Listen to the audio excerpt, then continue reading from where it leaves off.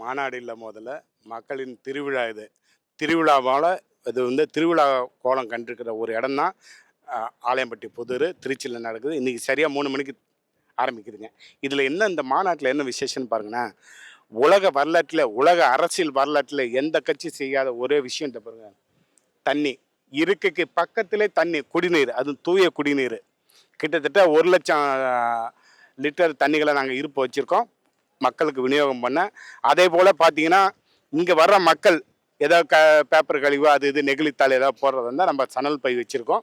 ஒன்று. இதை விட இன்னும் சிறப்பு அம்சம் என்னன்னு பார்த்தீங்கன்னா, இதை பாருங்க, மேடைக்கு பின்னாடி பாருங்கள், இந்த மேடை தெரியுதுங்களா, உலக வரலாற்றில் எந்த கொம்பாதி கொம்பனும் செய்யாத ஒரு நிகழ்வு.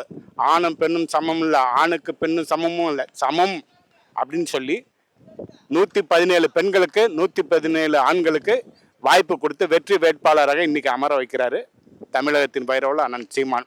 இதை விட இன்னொரு சிறப்பு கேளுங்க, இங்கே வந்து குருதி கொடை நடக்குது, அதுக்கு முகாம் வச்சுருக்காங்க. அந்த பக்கம் பார்த்தீங்கன்னு வச்சிங்களேன், இஸ்லாமியர்கள் இருக்காங்கல்ல, அவங்க வந்து நோன்பு திறக்கிறதுக்கும் நோன்பு திறந்த பின்னாடி தொழுகை நடத்துறதுக்கும் இடம் இருக்குது. அதை விட அதி முக்கியமானது, உலகத்திலே தாய்ப்பால் ஊட்டுற தாய்மார்களுக்கு தனியாக பாதுகாப்பான அறை வச்சுருக்காங்க. அதே போல் உறவுகள் வந்து வர்றதுக்கும் போகிறதுக்கும் இன்னும் அவுட்டு சிறப்பான வழி நடத்துகிறோடு வச்சுருக்காங்க.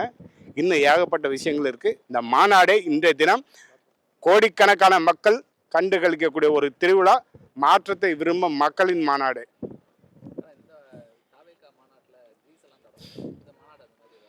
ஏங்க, அணிலுக்கும் புலிகளுக்கும் வித்தியாசம் தெரியாதாங்க உங்களுக்கு?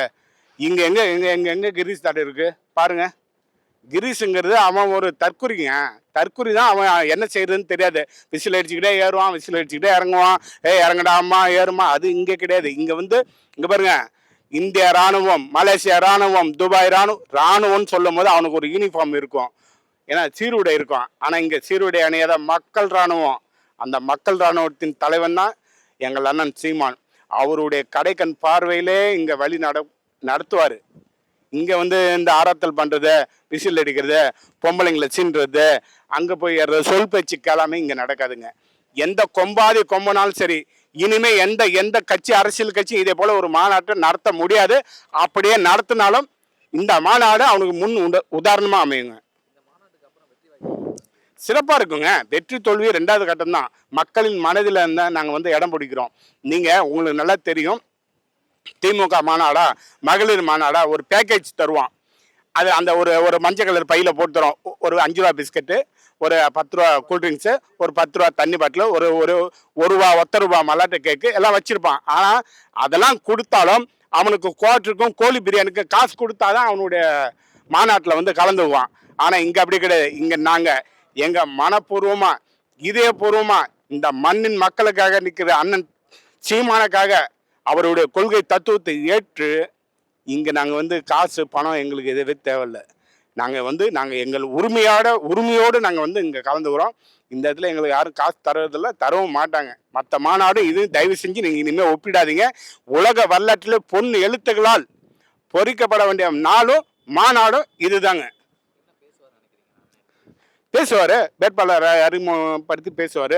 அவர் எங்கே போட்டி போகிறாரு அதையும் பேசுவார். இன்னும் ஏகப்பட்ட விஷயங்கள் இருக்குது. இங்கே வந்து அதிர்ச்சியூட்டு நிகழ்வுன்னு, அதாவது அரிய வகை நிகழ்வுன்னு சொல்லுவாங்களா, அந்த நிகழ்வுலாம் இன்றைக்கி நடக்கும். பாருங்கள், நிறைய பேசுவார். வெற்றிக்கான வழி, வெற்றிக்கான தேடலை இந்த இடத்துலேருந்து தொடங்குவாருங்க.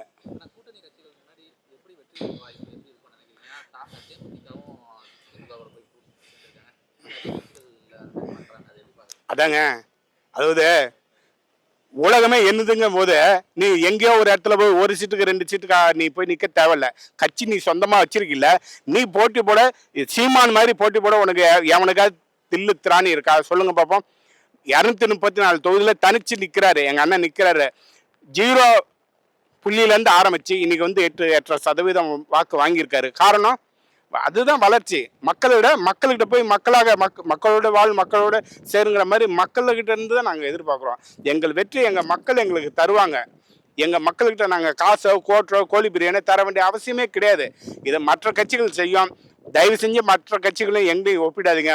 ஒரு சீட்டுக்கு 2 சீட்டுக்கு 6 சீட்டுக்கு 8 சீட்டுக்கு வரைக்கும் போய் முட்டி போட்டு கிடப்பாங்க. அது கடந்துட்டு போடும். இது என் நாடு, இது என் நிலம், இங்கே ஆளுகின்ற உரிமை எனக்கே என்கிற முழக்கத்தோடு எங்கள் அண்ணன் சீமான் பாருங்க, பின்னாடி பாருங்க, மேடையில் 234 தொகுதிக்கும் வேட்பாளரை ஒரே நாள் அறிவிக்கிறாரு. நமது இடம் தானே, நம்ம நாடு. ஆனால் அதை விட்டுட்டு ஒரு கட்சிக்கிட்ட போயிட்டு எனக்கு 1 சீட் தெரியா, 2 சீட் தெரியா, எனக்கு போட்டியில் பணம் தெரியா, நான் அங்கே நிற்கவா இங்கே நிற்கவா, அது செய்ய வேண்டிய இது தேவையில்லையே. அதனால அதை பற்றி எங்களுக்கு எந்த கவலையும் கிடையாது. மக்களோடு தான் நாங்கள் கூட்டணி. மக்கள் எங்களுக்கு வெற்றி வாய்ப்பை வாரி வாரி வழங்குவாங்க.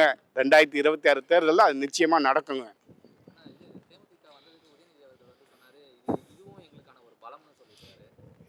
அவங்க பலமாக இருந்தால் அவங்க தனியாக நின்றுட்டு போகிறாங்களே. ஐயா விஜயகாந்த் இருக்கிற வரைக்கும் திமுக எதிர்த்துக்கிட்டு தான் இருந்தார், உங்களுக்கு உலகத்துக்கே தெரியும்.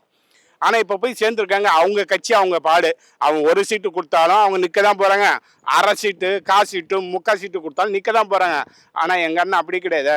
இந்த நாடு நம்மளது 234 தொகுதியும் நிற்கிறோம். ஆல்ரவுண்டர் எங்கள் அண்ணன் கில்லி. எப்போவுமே எங்கள் அண்ணன் தான் கில்லி.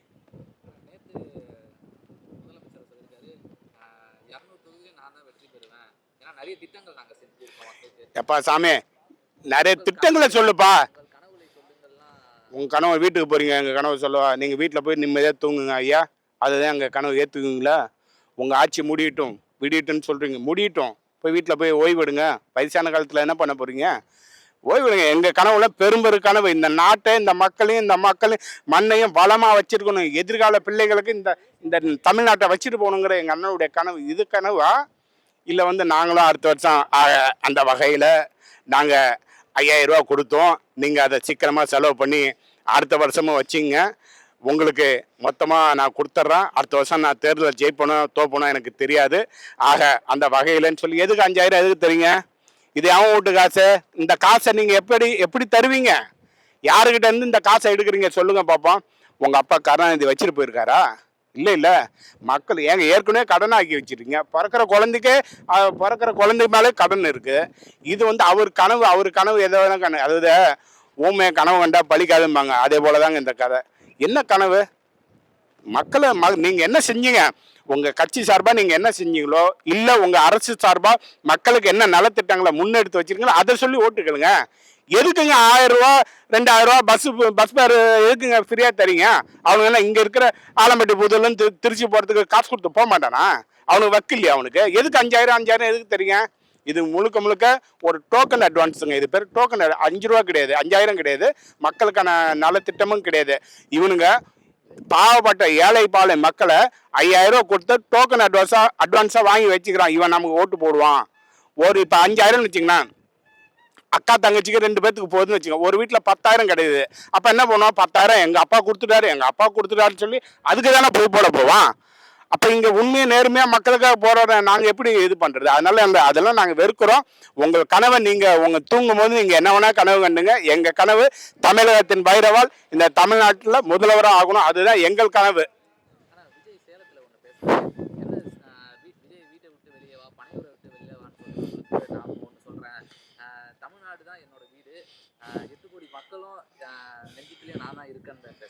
அப்பா இது அடி முட்டாள் பேச்சுங்க.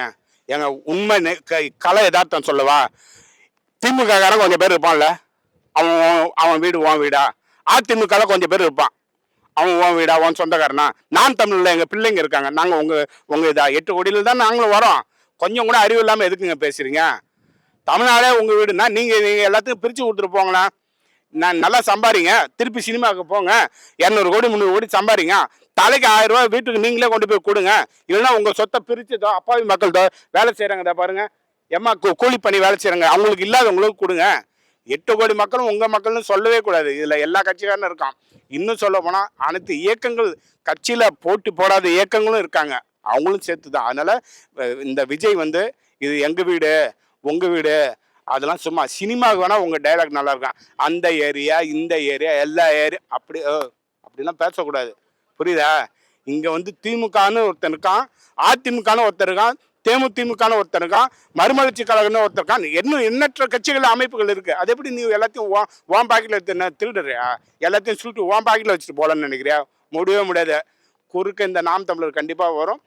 அதுக்கு காலம் பதில் சொல்லுங்கள்.